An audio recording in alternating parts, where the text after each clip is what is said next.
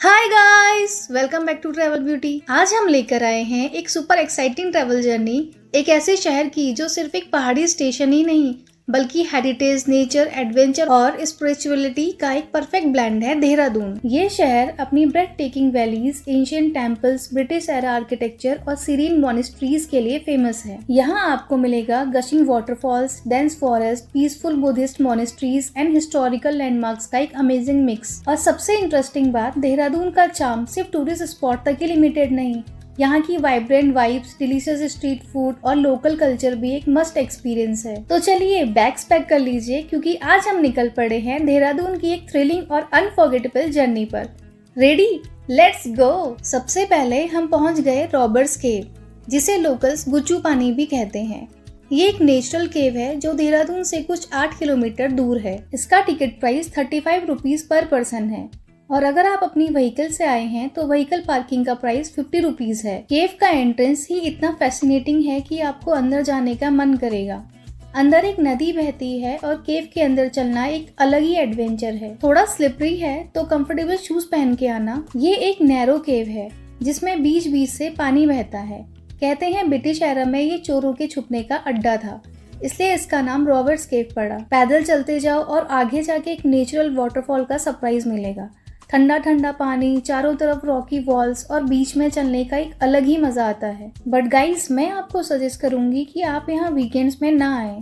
यहाँ बहुत ही ट्रैफिक रहता है, जिससे आपका बहुत टाइम वेस्ट हो जाएगा। अब हम जा रहे हैं टपकेश्वर महादेव मंदिर की ओर। टपकेश्वर महादेव मंदिर के बारे में मान्यता है कि अश्वत्थामा ने मंदिर की गुफा में 6 माह तक एक पांव में खड़े होकर भगवान शिव की तपस्या की। जब भगवान प्रकट हुए तो उनसे दूध मांगा। इस पर प्रभु ने शिवलिंग के ऊपर स्थित चट्टान में गौथन बना दिए और दूध की धारा बहने लगी। इसी कारण से भगवान शिव का नाम दूधेश्वर पड़ गया। कलयुग में दूध की धारा जल में परिवर्तित हो गई, जो आज भी निरंतर शिवलिंग पर गिर रही है। इस कारण इस स्थान का नाम टपकेश्वर पड़ गया। महादेव ने यहीं पर देवताओं को देवेश्वर के रूप में दर्शन दिए थे। यहाँ दर्शन के लिए काफी भीड़ उमड़ी रहती है। नित्य शाम को 6 बजे आरती और विशेष श्रृंगार किया जाता है। मंदिर पहाड़ी गुफा में स्थित है, जहाँ जाकर मन को शांति की अनुभूति मिलती है। मंदिर के नीचे सीढ़ी से उतरते ही तमसा नदी है। यहाँ पर श्रद्धालुओं के साथ पर्यटक भी काफी संख्या में पहुँचते हैं। पूर्णिमा के दिन महादेव का दूधेश्वर के रूप में श्रृंगार किया जाता है, क्योंकि इसी दिन अश्वत्थामा को महादेव जी ने दर्शन दिए थे। गाइस, हमने यहाँ पे पंडित जी से बात करी, जिन्होंने हमें मंदिर के बारे में और भी चीजें बताई। इसका अधिकांश भाग प्राकृतिक है और यहाँ पे जो है साक्षात वही अनुभूति होती है जो हम जम्मू में जाते हैं। यहाँ जो गुफा से अंदर जाकर के हम झुकते हैं, यहाँ झुकने का मतलब हर जगह ऊंचा रहना, क्योंकि जो यहाँ झुकता है उसका अहम खत्म होता है, मैं की भावना खत्म होती है और व्यक्ति जो है उसके अंदर एक सकारात्मकता आती है और व्यक्ति डाउन टू अर्थ होकर के आगे बढ़ता है। और ये जो पहाड़ आप ये देख रहे हैं, ये सब लाखों साल पुराने ये पहाड़ हैं। ये जो कैल्शियम कार्बोनेट जो बारिश के पानी के साथ आता है, उसकी लेयर इसमें बनते जाती हैं और ये पहाड़ बढ़ते जाते हैं। आपने देखा होगा ऐसे ही तालाब या समुद्रों में पहाड़ नीचे से ऊपर को बढ़ते हैं। तो जो है ये सब बहुत दिव्य और प्राकृतिक जगह है और यहाँ पे आकर के एक आत्मिक आनंद और ऊर्जा मिलती है, जो आपने खुद महसूस की। जी हाँ, जय माता की। अब बारी है एक ऐसी जगह की जो सिर्फ खूबसूरत नहीं बल्कि हेल्थ के लिए भी काफी बेनिफिशियल मानी जाती है। सहस्त्रधारा, जिसका नाम सजेस्ट करता है, इसका मतलब है 1000 धाराओं का झरना। और ये नाम इस जगह को देखते ही बिल्कुल जस्टिफाई लगता है। ये सिर्फ एक नॉर्मल वाटरफॉल नहीं है, बल्कि एक नेचुरल सल्फर स्प्रिंग है, जिसमें पानी के साथ सल्फर मिनरल्स मिले हुए हैं। कहते हैं कि यहाँ का पानी स्किन और हेल्थ के लिए काफी फायदेमंद होता है। बहुत लोग यहाँ स्पेशल आते हैं सिर्फ इस मेडिसिनल वाटर में डुबकी लगाने के लिए। अगर आप भी इस नेचर के साथ एक वेलनेस एक्सपीरियंस एंजॉय करना चाहते हो तो ये जगह परफेक्ट है। अगर आप थोड़ा और एडवेंचर चाहते हो तो रोपवे का ऑप्शन भी अवेलेबल है। रोपवे लेके आप वैली के टॉप तक जा सकते हो, जहाँ से देहरादून और उसके आसपास की ब्रेथ टेकिंग पैनोरामिक व्यू मिलते हैं। ऊपर पहुँचने के बाद जो कूल ब्रीज फील होती है ना, उसका मजा ही अलग है। अगर आप देहरादून जा रहे हो तो सहस्त्रधारा एक मस्ट विजिट स्पॉट है।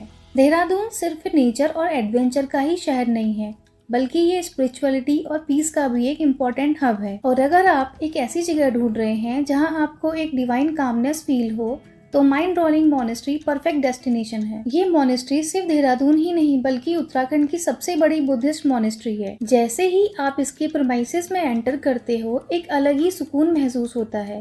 हर तरफ साइलेंस, एक स्पिरिचुअल ऑरा और माइंड को शांत करने वाली वाइब्स। सबसे पहली नजर पड़ती है 60 फीट लंबी गोल्डन बुद्धा स्टैचू पर, जो दूर से ही दिखाई देती है और काफी इम्प्रेसिव लगती है। इसके आसपास ब्यूटीफुली पेंटेड मुरल्स हैं जो बुद्धिस्ट कल्चर और टीचिंग को रिप्रेजेंट करता है। यहाँ के वाइब्रेंट कलर और डिटेल आर्टवर्क देखकर आप सच में मेस्मराइजिंग हो जाओगे। मोनेस्ट्री के अंदर एक ह्यूज प्रेयर हॉल भी है जहाँ आप मेडिटेशन कर सकते हो या बस वहाँ की पीसफुल वाइब एब्जॉर्ब कर सकते हो। अगर आप सिर्फ एक ब्यूटीफुल लोकेशन एक्सप्लोर करना चाहते हो तो भी ये मोनेस्ट्री एक आर्किटेक्चरल मास्टरपीस है।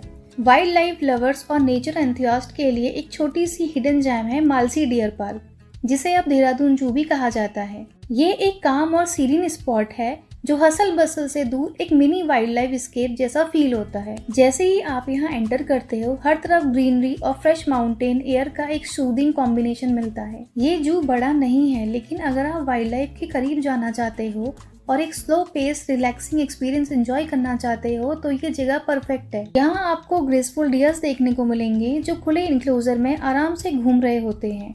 उन्हें देखना और उनका बिहेवियर ऑब्जर्व करना एक पीसफुल और इंगेजिंग एक्सपीरियंस होता है।